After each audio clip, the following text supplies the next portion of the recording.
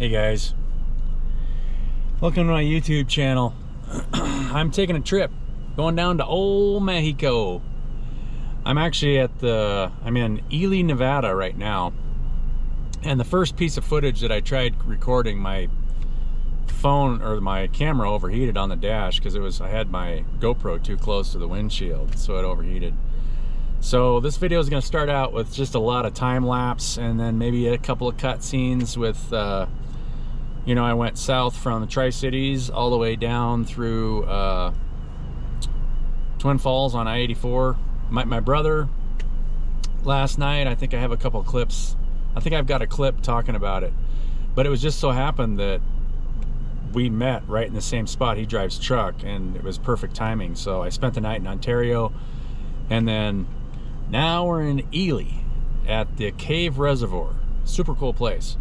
Had a lot of interesting things happen to me. You know, I knew this was going to be a spiritual journey, and then it's like, what's the spiritual side? For one thing, it's really hard to understand where people are at and what society looks like, you know, if we're always just staying in our homes, or, you know, if we never get out there. And like right now I'm in a campground, and it was interesting. I got a spot that didn't look like it had a reserved thing on it.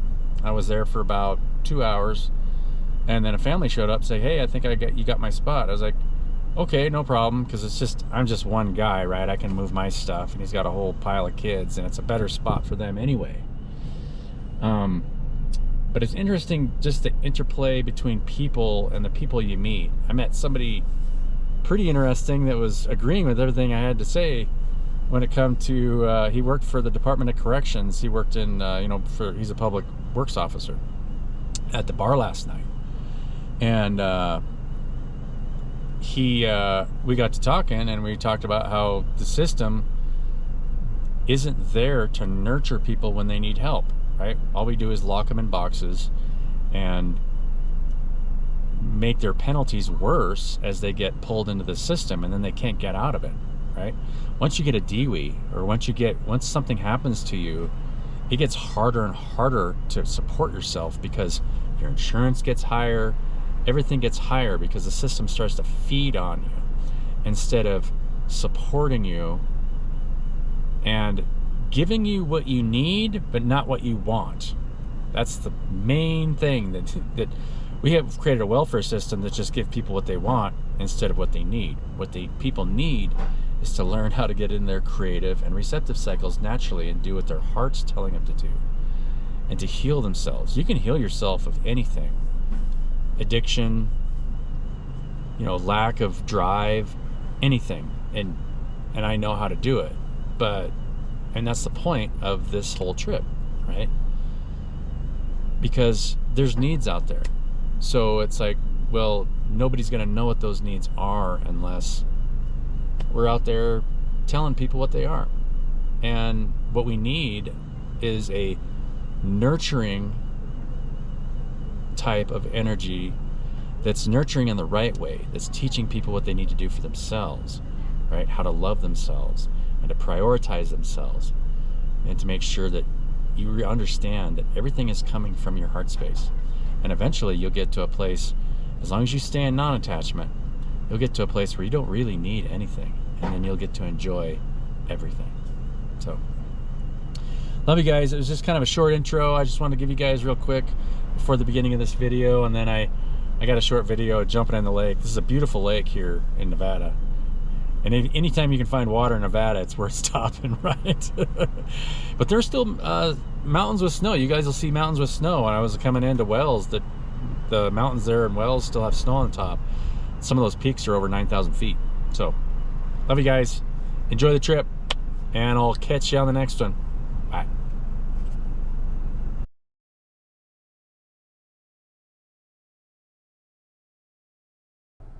This is the first trip heading towards Ontario. I think the next stop, or the next stop is Ontario, where I meet my brother. So enjoy. Time lapse at 5-second intervals.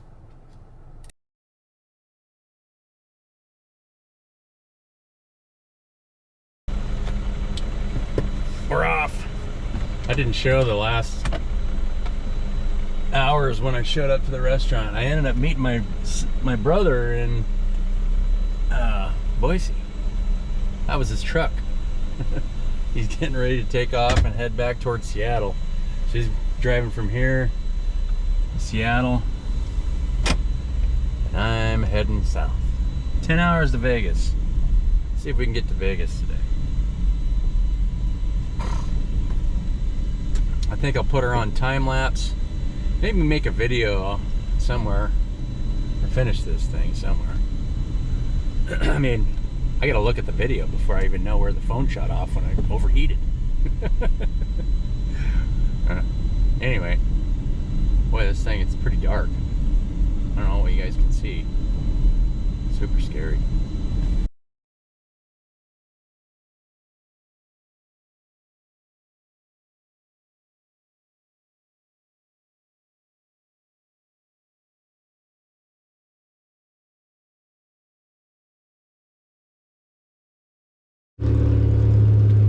What's up, guys? Did you guys see me? I was...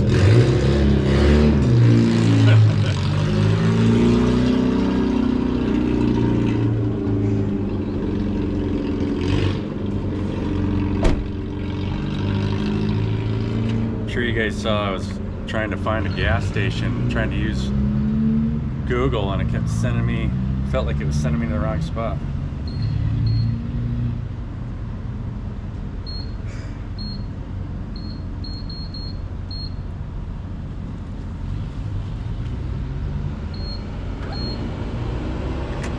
So, this is interesting. Sun's coming up. I'm in Boise. Gotta drive straight through Boise. Skip. I don't need the Adventure Club card. Don't need that. Select product. We'll get good gas. Oh, it's cheaper here.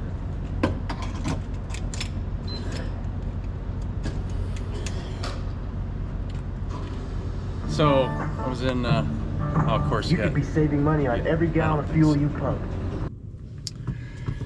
I tried to make a video on that gas station pump, but the advertising and the volume was so cranked up on that screen. It was just like, oh my gosh.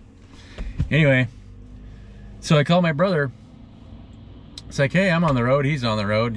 He drives truck, and he was heading towards Tri-Cities from, I think he was coming from Yellowstone, or no, maybe he picked something. Oh, I picked it up in Provo in Salt Lake, and he's taking it all the way to Seattle.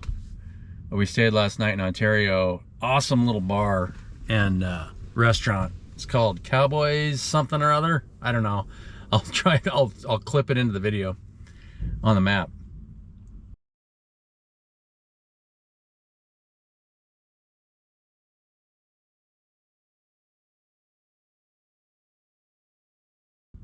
Best beef ribs and prime rib I've had in a long time. So we just got a big thing of beef ribs, big thing of prime rib. But I mean, the purpose of this video, I'm going to get on the road. I'm going to try and make some miles today and see if I can get down to Vegas today. And if not, you know, we might stop somewhere and camp overnight before we go south. I don't know.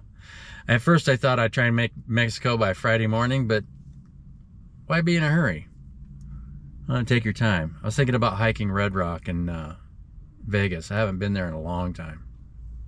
If you've ever watched the movie Beastmaster, that was filmed at Red Rock. Yeah, Red Rock is cool. Anyway,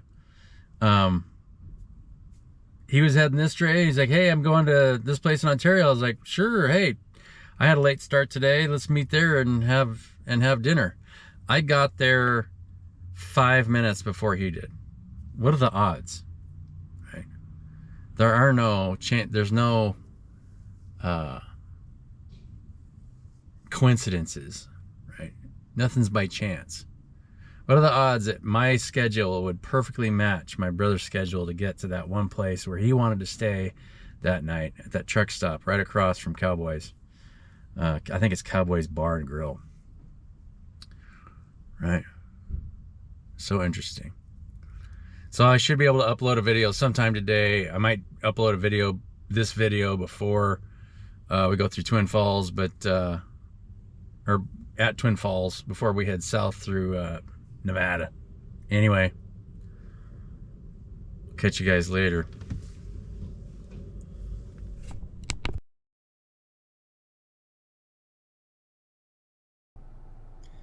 Heading outside of Boise. The next stop I think I make here is, I missed the first exit to go south on 93 through Twin Falls, but I took the next exit, and I'm glad I did, because I like that small bridge and I get a really good view of the Snake River.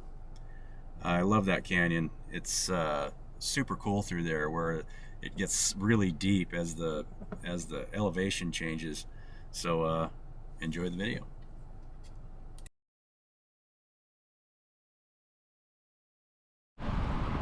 This is such a cool area. I had to turn my phone off. I was on the phone, or turn this thing off. Turn my phone off, so I was on the phone. So we can look at this thing first, but I wanted to go down this part, and I missed the turn anyway. And it's easier to stop here, so you can get a view of the canyon, but pretty cool.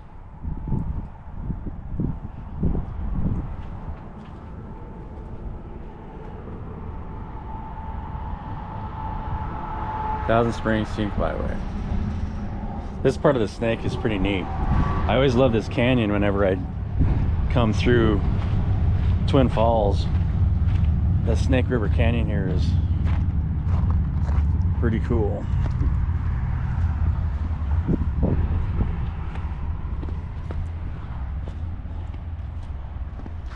I don't know how much I'll be able to run my camera. My camera powered off yesterday because it got too hot.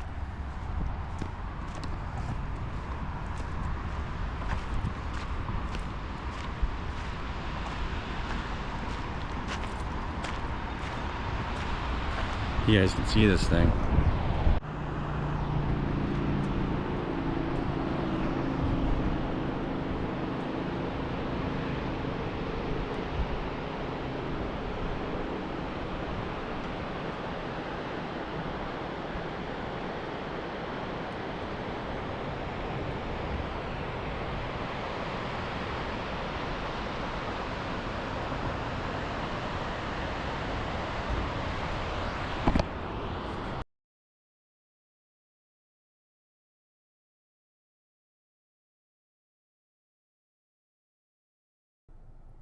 This is the long drive south from Twin Falls to Wells, Nevada. Wells, Nevada has snow-capped mountains just outside of it, and I guess there's hot springs there.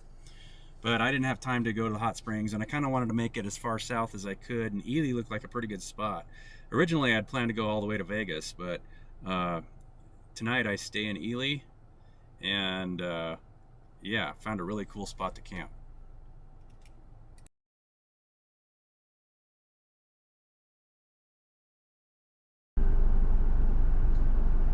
I'm in Wells, and I guess there's hot springs here, but I think we're just gonna go to Ely and stay the night in Ely. There's got to be some cool stuff to do in Ely. I guess there's a cave lake there, so maybe stay there, right?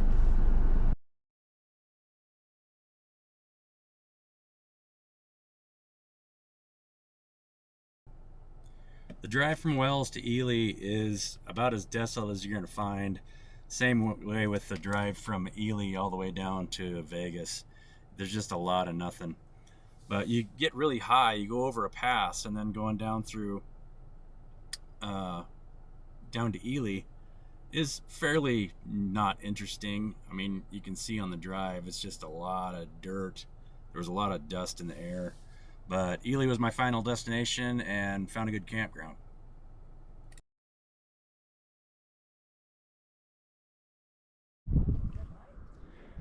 Oh yeah, this is much better than staying anywhere else. I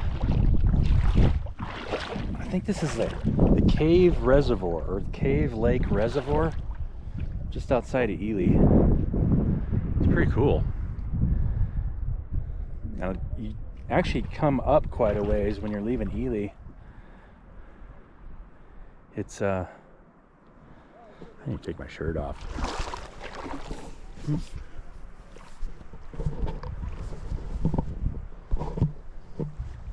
I'm guessing it's at least 2,000 feet higher than Ely. But you got a lake. Anywhere in water that you can find in Nevada is going to be good, right?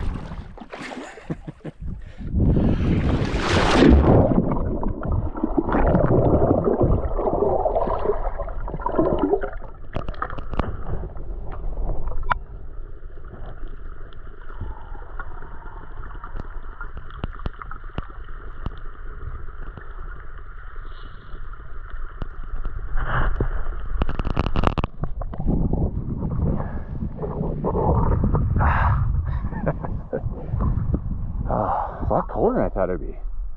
But it's like 91 outside, so it's perfect. So what do I have to talk about? I don't know. Long day yesterday. It was fun. I don't know where I stopped talking at the beginning of the last video, but I'm gonna go back and look and see what the tape was. And I got a story to tell, but I think I'll wait for maybe tomorrow. Who knows? Maybe I'll tell it later tonight after I compile this video. Insurance companies, right? It has a lot to do with insurance companies and how, you know, big corporate who's just looking for the bottom dollar, you know, and especially if we have systems that are, the system is requiring you to do something or else, right? Boot on head, then they require you to have it. But then they also penalize you when you can't afford it. For a long time, I couldn't afford insurance. And I let my USAA insurance lapse. Might as well just tell the story, right? And so I called USAA back. It's like, well, I have enough money to get my insurance back. So they say, well, you need to make up for everything on your last policy. Plus, we want you to pay a 6-month all of the 6-month premium now. I was like, really? For what reason? I have 0 tickets, 0 accidents. I am just an excellent driving record, right? I represent pure profit for them. Just because I missed a couple of payments and then they canceled my policy. Now they want me to pay $1,400 in advance for 1 month of coverage. No, I don't think so. For one thing, a corporate model that stabs somebody because they can't pay for insurance is not something that anybody should be supporting. I don't care who it is. And when you really think about it, there's deeper aspects to this behind that, right? For one thing, we were required to start buying car insurance in the 90s because people would get in accidents, and then, you know, whoever was at fault a lot of times couldn't cover the damages because cars started getting more expensive, right? Back in the 50s, 60s, cars didn't really even cost that much. Almost anybody could make up the difference of a car. Hopefully you guys can hear me. I can't even see myself. Anyway, but you know, come the 90s, when vehicles started getting more expensive, then they started, you know, requiring it. You have to have insurance, or else, or we're just going to write you a ticket, right? We're going to fine you, because what else can they do? They can throw you in a box, or they can make you pay for not doing what you're told, right? So it's dark. So I got upset. I actually, you know, I started explaining it to the gal, and she says, yeah, I understand, but it's the underwriters. It's like I have no power over it. I was like, okay, I understand, but I'm not going to give you my business. Goodbye. Call somebody else. Yeah. So, you know, there's deeper issues. You know, if you get in a car wreck or you run into somebody, the number one thing that you should be thinking of in any car accident is, am I okay first, right? And then, is the other person okay? Everything else, nothing else matters. If somebody runs into you and they're having a bad day, right? Take care of them. Make them feel like it's okay. We all make mistakes. It's not a big deal. I've had one at-fault accident, and it was my fault. And I just wasn't paying attention close enough to make sure that I was in my lane. So I punched somebody's rear door, and she was at the end of a long day. And she's like, I mean, she was so upset because she had just had this terrible day. You know, she probably felt like the world was against her. Probably unknowingly attracted that accident. When you really, this is even the even deeper issue that we'll talk about later. And so I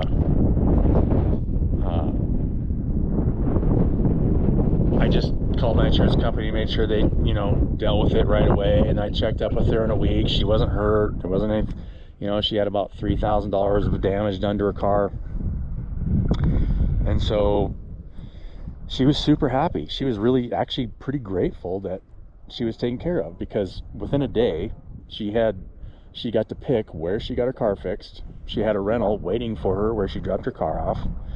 Took a couple weeks to fix her car. She had a rental the whole time, and she wasn't out at all, and they did a perfect job. So, you know, you'll always be blessed as long as you make sure you're taking care of yourself first, and then taking care of other people in the right way to make sure that you're nurturing them, but not trying to create codependency. And this is, you know, how we teach growth, right? Everything comes from the heart space. We'll get more on that later, but ideally, or not ideally, this is the truth. You don't want to be attached to anything external. It's what kills the heart. I've had this conversation with quite a few people since I've been making videos about it. And any sort of attachment will slowly kill your heart.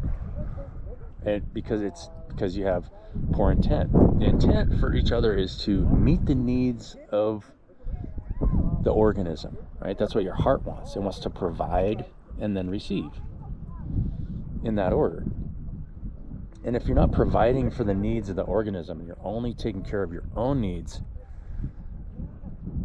you know, sometimes the organism needs to be cut off until it learns how to take care of itself. But it also needs to be taught how to take care of itself, because it doesn't know. Right? This is what Jesus taught: non-attachment, not seeking material gain, because it teaches you about yourself and how you're taking care of yourself, how you're nurturing yourself. And after a while, what you find out is you'll need less and less and less until you don't need anything at all. And then that's what you want to teach other people, because then you're in a place where you're free. You will never be free until you need nothing. And that's what the heart wants. It is your source. Just thinking about this today, on this beautiful day. It's a little bit windy. I tried to take a nap, but pretty cool.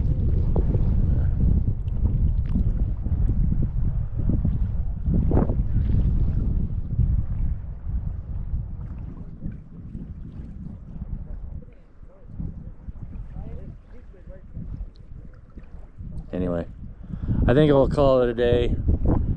Start another day tomorrow.